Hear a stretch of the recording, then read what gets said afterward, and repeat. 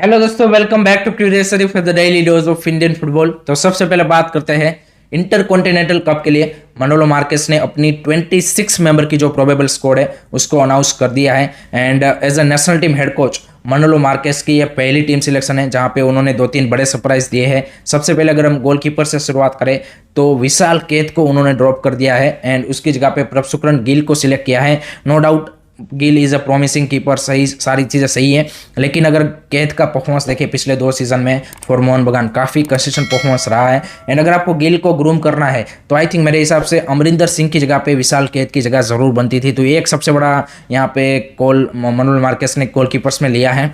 उसके अलावा बैकलाइन की बात करें तो वहाँ पे दो तीन प्लेयरों की वापसी हुई है जिसमें रोशन सिंह, साना सिंह एंड आशीष राय, इन तीनों की नेशनल टीम में वापसी हुई है जिसमें obviously Ashish Rai and Sana Singh Manolo Marquez के अंडर हैदराबाद एफसी में काफ़ी लंबे टाइम तक खेल चुके हैं। देन मिडफील्डर्स में बात करें तो वहाँ पे आपके एक्सपेक्टेड जिक्सन, अपुया, सुरेश ये सारे सिलेक्ट हुए हैं, लेकिन पूतिया को यहाँ पे डिजर्विंग कॉल अप मिला है। तो that's a great decision from Manolo Marquez कि जिनका मतलब लास्ट सीजन ओडिशा एफसी के लिए काफ़ी इंपॉर्टेंट रोल रहा था एंड काफ़ी अच्छी एंड कंसिस्टेंट परफॉर्मेंस उन्होंने दी थी। तो पूतिया को यहाँ पे उन्होंने सिलेक्ट किया है, तो that's a good decision. And उसके अलावा कियान नसीरी को भी पहली बार कॉल अप आ रहा है, so that's also great decision. Brandon Fernandes यहाँ पे ड्रॉप किया गया है ड्यू टू दी इंजरी, तो वो इंजरी से अभी रिकवर कर रहे हैं, दैट्स वाई उनको ड्रॉप किया गया है। फ्रंट लाइन में अगर आप देखें तो रहीम अली को सिलेक्ट नहीं किया गया, Ishan Pandita is also recovering, तो शायद इन दोनों को इसलिए कंसिडर नहीं किया गया।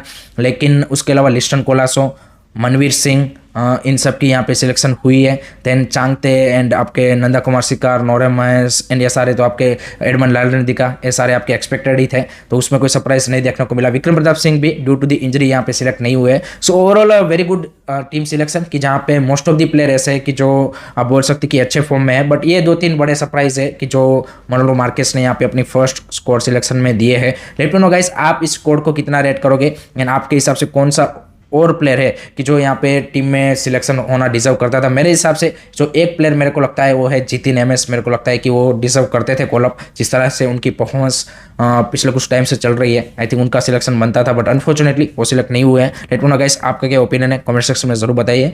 उसी के साथ यहाँ पे एएफएफ ने इंटर कॉन्टिनेंटल कप के जो फिक्सर्स है उनका भी ऑफिशियल अनाउंसमेंट कर दिया है। सो पहला मैच है इंडिया वर्सेस मॉरिशस का 3 सितंबर को शाम 7:30 बजे। दूसरा मैच होगा 6 सितंबर को Mauritius versus Syria and last match होगा इंटर कॉन्टिनेंटल कप का 9 सितंबर को इंडिया वर्सेस सीरिया के बीच में। सो इंटरेस्टिंग मैचेस हमें देखने को मिलेंगे, India against Mauritius and Syria. Let's see किस तरह की परफॉर्मेंस इंडिया की पर्टिकुलरली सीरिया के सामने रहती है, वो देखना काफ़ी इंटरेस्टिंग होगा, क्योंकि रिसेंटली हमने जनवरी में एशियन कप में उनको खेला था एंड काफ़ी ज़्यादा उन्होंने हमको ट्रबल दी थी। तो देखते कि किस तरह से हमारी परफॉर्मेंस उनके सामने अंडर न्यू हेड कोच देखने को मिलती है। अभी ब्रॉडकास्टर का कोई अपडेट आया नहीं है, जैसे ही आएगा आपको पता चल जाएगा।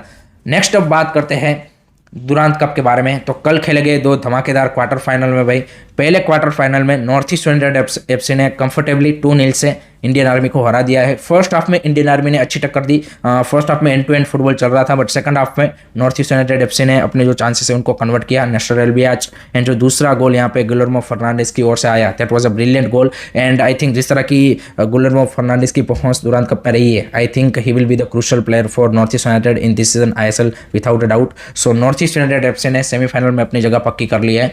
लेकिन जो दूसरा क्वार्टर फाइनल था वो भाई हिस्टोरिकल क्वार्टर फाइनल था। शिलोंग लाइजोंग एफसी ने ईस्ट बंगाल को 2-1 से हरा दिया है। And what a atmosphere at the ground भाई, शिलोंग में जिस तरह का क्राउड आया है, जिस तरह का स्टेडियम बनाया है एंड जिस तरह का पूरा एटमॉस्फेयर था, इनक्रेडिबल। एंड शिलोंग लाइजोंग जो अपनी लेगेसी है उसको फिर से आई थिंक कहीं ना कहीं रिवील करती हुई दिख रही है। एंड आई थिंक इस तरह के क्लब हमें आईएसएल में चाहिए जहाँ पे एक ऐसे रीजन को कि रिप्रेजेंट करे एंड फैंस भी यहाँ पे क्या बोलते हैं कि फुटबॉल को इतना ज़्यादा सपोर्ट करें। एंड जिस तरह का क्राउड था इनक्रेडिबल। एंड उसके अलावा मैच की बात करें तो भाई फर्स्ट स्टार्टिंग के मिनट्स में ही शिलोंग लाइजोंग एफसी ने क्रूशियल 1-0 की लीड ले ली थी। उसके बाद ईस्ट बंगाल के काफ़ी सारे चांसेस बने, हाफ चांसेस बने, बट उनको अनफॉर्चुनेटली वो कन्वर्ट नहीं कर पाए। सामने शिलोंग लाइजोंग एफसी ने भी कुछ चांसेस बनाए, बट जिस तरह की उन्होंने फाइटिंग स्पिरिट दिखाई, गजब की फाइटिंग स्पिरिट। सेकंड हाफ में 78 मिनट के राउंड नंदा कुमार सिकार का वो वॉली के थ्रू बेहतरीन फिनिश आता है एंड 1-1 की बराबरी हो जाती है। तब लगता है कि शायद चलो ईस्ट बंगाल ने वापसी कर ली है एंड अगर पेनल्टी शूट आउट में भी जाता है मैच तो चांसेस रहते, बट उसके तुरंत बाद 82 मिनट में भाई फिगो का जिस तरह से वो क्या बोलते हैं कि बॉक्स के अंदर प्रेजेंस ऑफ माइंड यूज करके जिस तरह से उन्होंने फिनिश किया, एंड 2-1 की यहाँ पे शिलोंग लाइजोंग एफसी ने एक हिस्टोरिकल विन हासिल की है अगेंस्ट आईएसएल टीम की, जहाँ जो फुल्ली मतलब क्या बोलते कि अपनी स्ट्रॉन्ग टीम के साथ खेल रही थी। अब देखिए उनके सब सारे जो ऑलमोस्ट उसकी जो स्टार्टिंग 11 आईएसएल में रहने वाली है उसी तरह की उनकी स्कोर देखने को मिल रही थी, एंड उनको हराना 2-1 से and to make into the semifinal, that's a great achievement from the Shillong Lajong. But अगर east Bengal and Carlos Cuadrat की बात करें तो they need to recover quickly, because next जो चैलेंजेस है उनके लिए वो सीधा ISL and AFC challenge league है, तो वहां पे इस तरह की ब्लंडर एंड आपके लिए काफी बड़ा खामियाजा भुगतना पड़ सकता है। So first semifinal Durand cup का यहाँ पे डिसाइड हो चुका है between north east united FC and Shillong Lajong FC.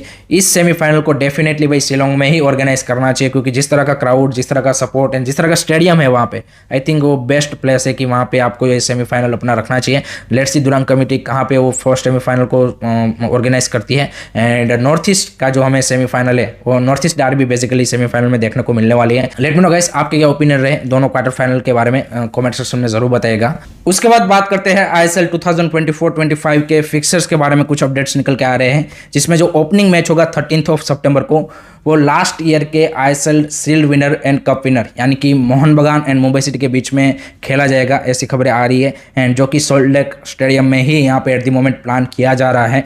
उसके अलावा 15 सितंबर को जो ओणम का दिन है उसी दिन केरला ब्लास्टर का भी फिक्सर्स यहाँ पे सेट किया जा रहा है। तो बहुत जल्द आपको जो आईएसएल का फुल शेड्यूल है वो यहाँ पे ऑर्गेनाइजर्स की ओर से रिलीज होता हुआ देखने को मिल जाएगा। लेट मी नो गाइस आपके क्या ओपिनियन है, कमेंट सेक्शन में जरूर बताइएगा। उसके बाद बात करते हैं बांदोदकर ट्रॉफी के बारे में। तो वहाँ पे 2-3 अपडेट है। एक तो उनका भी जो फुल शेड्यूल है एंड फिक्सर्स का वो आ चुका है। 24 अगस्त से स्टार्ट हो रहा है बांदोदकर ट्रॉफी एंड 6 सितंबर के बीच में चलेगा। एंड ब्रिस्बेन रोर एंड जो अर्जेंटीना की क्लब थी उनके दोनों की वीज़ा इश्यू सॉर्ट आउट हो चुके हैं, बट क्योंकि 24 आवर का डिले हुआ है तो इसके चलते जो फिक्सर्स है उसमें थोड़ा सा एडजस्टमेंट किया गया है। एंड जो ब्रिस्बेन रोर के जो मैचेस थे उसको यहाँ पे 24 आवर क्या बोलते कि डिले कर दिया गया है। सेम गोज फॉर दी जो अर्जेंटीनियन क्लब है उनके लिए भी ऐसा किया गया है। एंड जो गोवा प्रो लीग की जो क्वालिफायर खेल के जो टीम आने वाली थी वहाँ की स्टेट की क्लब, उसमें भाई एससी गोवा ने यहाँ पे कर लिया है क्वालिफिकेशन। सो एससी गोवा आपको गोवा प्रो लीग की जो क्लब है उसके तौर पे यहाँ पे बांदोदकर ट्रॉफी में पार्टिसिपेट करती हुई देखने को मिलेगी। टोटल बजट इस बांदोदकर ट्रॉफी का 2.8 करोड़ है, जो कि गोवा की जो गवर्नमेंट है उसको सपोर्ट कर रही है। So I think it's a great thing. के बाद बात करते हैं सुपर लीग केरला का भी। यहाँ पे जो फिक्सर्स है वो आ चुके हैं 7 सितंबर से सुपर लीग केरला का किक ऑफ हो रहा है। पहला एडिशन है, काफ़ी ज़्यादा फैंस में भी एक्साइटमेंट है। पहली बार इस तरह से स्टेट लेवल पे बड़े तौर पे इस तरह की लीग ऑर्गेनाइज की जा रही है, जिसमें टोटल 6 फ्रेंचाइजी पार्टिसिपेट कर रही है।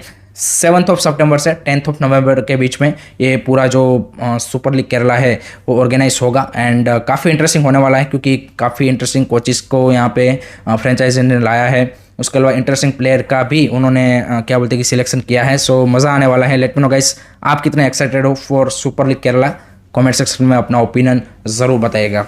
नेक्स्ट बात करते हैं अनवर अली सागा के बारे में। तो उसमें आज काफ़ी इंपॉर्टेंट दिन है। एएफएफ की जो पीएससी की मीटिंग है वो आज मिलने वाली है एंड वहाँ पे डिसाइड होगा कि अनवर अली को जो उन्होंने यूनिलेटरली मोहन बगान के साथ कॉन्ट्रैक्ट टर्मिनेट किया उसके लिए क्या स्पोर्टिंग कंपनसेशन, फाइनेंशियल कंपनसेशन या फिर दोनों लगाया जाएगा, इसका यहाँ पे डिसीजन पीएससी बनाने वाली है। उसके अलावा Delhi FC and East Bengal ने भी अपना जो रिप्लाई है वो सबमिट किया है, तो उसका भी यहाँ पे डेफिनेटली वो कॉल लेंगे। एंड उसी के साथ खेलनाउ ने रिपोर्ट किया है कि जो ईस्ट बंगाल के साथ उनका कॉन्ट्रैक्ट हुआ उसकी डिटेल उन्होंने रिवील की है, जिसमें भी शॉकिंग नंबर निकल के आ रहे हैं।